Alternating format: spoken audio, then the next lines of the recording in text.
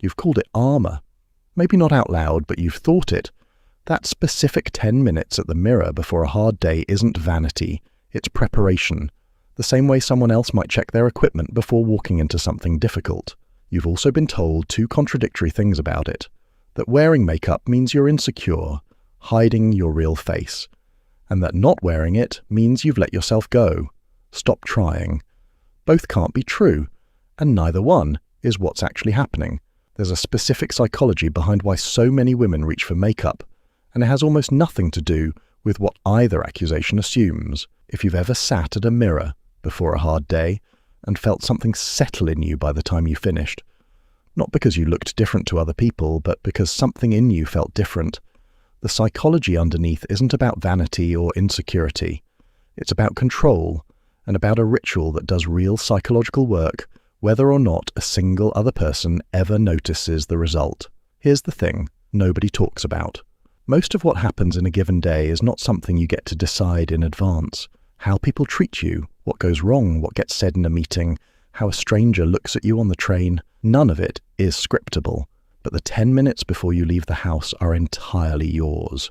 Every choice, the shade, the intensity, the specific look you're building, is one you make on your own terms. For many women, that stretch of controlled, private decision-making is one of the only reliably controllable parts of the entire day. Psychological research on ritual behavior has documented that repeated structured actions, even ones with no logical mechanical effect, measurably reduce anxiety and increase a person's felt sense of control over an uncertain situation. A makeup routine fits this pattern precisely. It's repeatable, predictable, and produces a visible, finished result exactly when you want it. The ritual itself is doing psychological work long before anyone else lays eyes on the result. Researchers Francesca, Gino, and Michael Norton, whose work on ritual behavior has become influential across behavioral psychology, documented that structured rituals reduce anxiety and increase people's sense of control, even when participants know the ritual has no direct causal effect on the outcome they're facing. The ritual itself, not the specific content of it, is what produces the calming, steadying effect. A makeup routine, performed the same way most mornings, functions as exactly this kind of ritual, a controlled sequence that helps regulate the transition from private, unguarded self to the version of yourself about to face an unpredictable day. There's also a well-documented economic phenomenon called the lipstick effect, confirmed repeatedly in sales data going back to the Great Depression. Lipstick and small luxury cosmetic sales measurably rise during recessions and periods of collective anxiety, even as spending on larger purchases falls. Analysts read this as evidence that small, affordable acts of control and self-presentation become more psychologically valuable, not less, exactly when the bigger things in life feel least controllable. Makeup isn't competing with real problems for attention.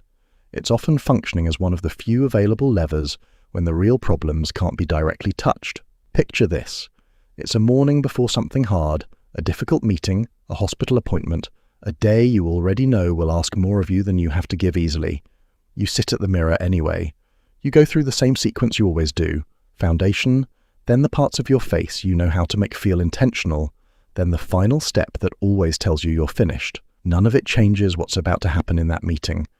But by the time you're done, something in you has shifted. You feel more assembled than you did 15 minutes ago. Not because your face looks different to a stranger, because you spent 15 minutes doing something you had complete control over, right before walking into several hours of things you don't. That's the actual mechanism. The armor language women reach for isn't dramatic. It's precise. You aren't covering your face. You're closing a ritual loop of control before opening yourself up to a day that won't offer you nearly as much of it. But here's where it gets interesting. The classic academic framing of why women wear makeup splits it into two categories: camouflage, for women trying to appear less noticeable, and seduction, for women trying to appear more attractive. That framing is incomplete. It assumes the audience is always someone else. For a huge number of women, the primary audience for the ritual is themselves, in the mirror, in that private 15 minutes, before anyone else is in the room at all. The confidence produced doesn't wait for external validation.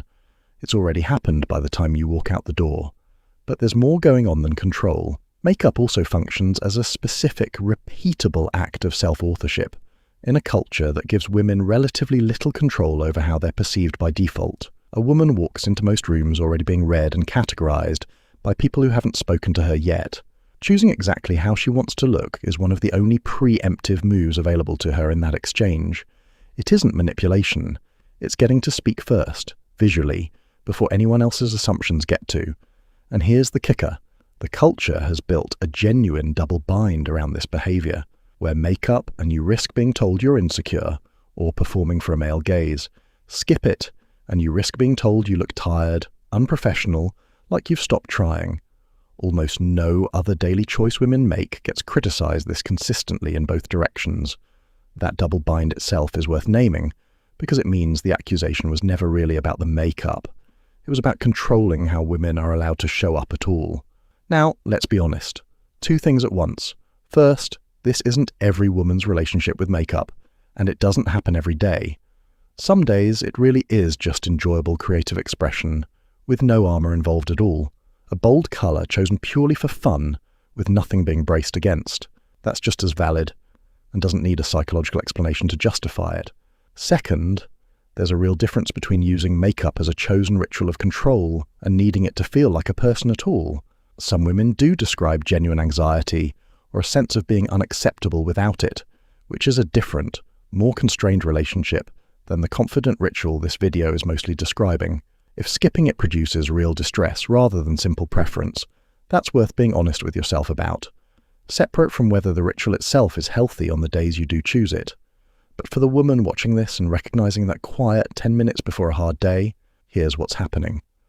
You aren't vain and you aren't insecure. You're a person who found one of the only reliably controllable parts of an uncertain day, and you've been using it exactly the way it's supposed to be used, to walk out the door a little more assembled than you were 15 minutes before. The work isn't to justify the ritual to anyone who calls it shallow. It's to notice what it's actually doing for you, and to let it keep doing that work without apologizing for it. There's something quietly steadying about a woman at a mirror on a hard morning, going through the same sequence she always does, not because anyone is watching, but because for those few minutes she gets to decide something completely.